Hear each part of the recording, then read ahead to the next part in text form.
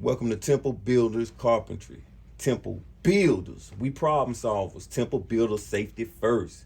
Okay, Temple Builders, today we're talking about ceiling joist framing or just ceiling framing. We're talking about some of the specifics of this framing, okay? Now, ceiling construction begins after all walls have been set in place and fastened to the subfloor. The corners of the walls have been plumbed and the tops of the walls have been aligned and supported with temporary bracing. One type of ceiling supports an attic area beneath a pitched or sloping roof, like you see right here. Okay.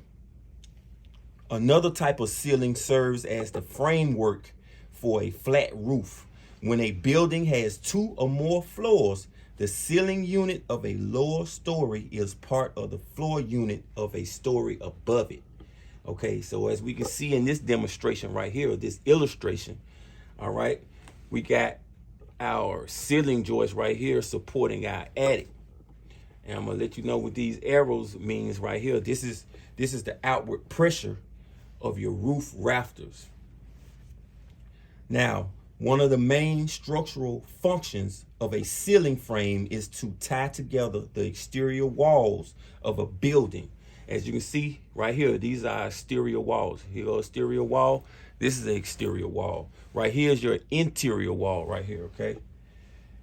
Now, when located under a pitched roof, the ceiling frame also resists the outward pressure exerted on the wall by the roof rafters. As you can see, this is your outward pressure. So when you got your roof rafters set up, it's applying pressure to your exterior walls. That's one of the reasons why we have your ceiling joist here. All right. Now, the tops of interior partitions are fastened to the ceiling frame. Right here, our interior partition is fastened to the ceiling frame. In addition to supporting the attic area beneath the roof, the ceiling frame supports the weight of the finished ceiling materials such as gypsum board. So we also using our ceiling joist to support our gypsum board or our sheetrock or whatever material, because there's various materials that are used to finish ceiling, including gypsum board, wood paneling, and acoustical or decorative ceiling tile. Now, I got a video that talks about the spacing of the ceiling joist and how to lay out your ceiling joist, or how to lay out joists, which we know we can lay joists out at 12 inches, 16 inches, 24 inches, or 19.2. But the most common spacing is 16 inches and 24 inches. Now we're going to talk about interior support of joists. One end of a ceiling joist rests on the outside wall, and the other end often overlaps an interior bearing partition or beam. As you see right here, our ceiling joist comes and it overlaps. This is an interior wall. It overlaps our interior wall. And you can see by my dimensions right here, we need an overlap of 4 inches on either side, okay? Ceiling joists should overlap the partition or beam at least 4 inches. Ceiling joists may be butted over a partition or beam. In this case, the joist must be cleated with a 3/4 inch by 24 inch piece of plywood or a 18 gauge by 18 inch long metal strip. As you can see right here, if you're gonna do your ceiling joist like this, all right, which they come together over my interior partition. You see the double top plate right here, and it's a stud, a wall stud. So with this illustration or this method of building, we got our joists meeting or butting together. So we're gonna use an 18 inch metal strap plate, okay? Or like I just read, we can use a 24 inch piece of plywood that's 3/4 of an inch thick. Let's continue on.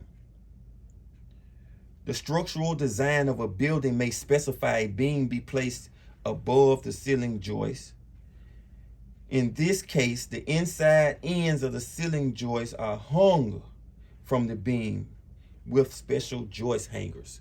So that's another way you can do these joists, is to basically use joist hangers. All right, let's keep on moving. Now, one thing I didn't point out with this drawing right here, you see the end grain of these two boards right here? That's what's called a ribbon board. That's a 1x4 ribbon board. And it's a blowed up version of how this look, okay? I'm gonna talk about that in a minute. Matter of fact, let's just go and talk about it now. Ceiling joists that do not support a floor above do not require header joists or blocking.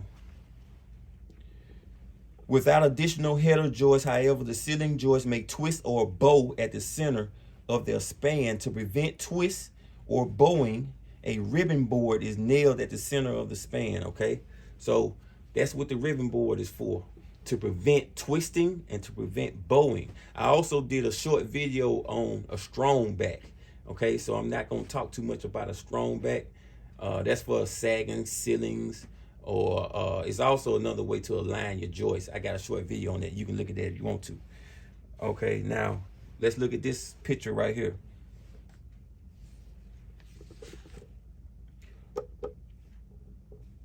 Now in this situation right here, as you can see, our ceiling joists are running perpendicular to our rafters, okay? Which means basically at a 90-degree angle. If you look at this picture right here, our ceiling joists are running parallel or in the same direction as our rafters. All right, so that's our ceiling joists is what's tying our exterior walls together, preventing or is opposing the outward pressure, okay, of our rafters. Now look at this. We still got the outward pressure of our rafters on our exterior wall, right? But look how our joist is running. It's running perpendicular to those rafters. So now we need wall ties, okay?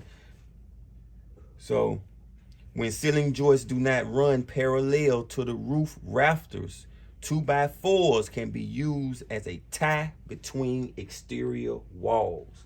And that's what we got right here. All right, so I just wanted to go over some of the specifics of building a ceiling frame that you need to know once you're doing your project. So if you like this information, hit the like button, subscribe, become my apprentice. Temple Builders.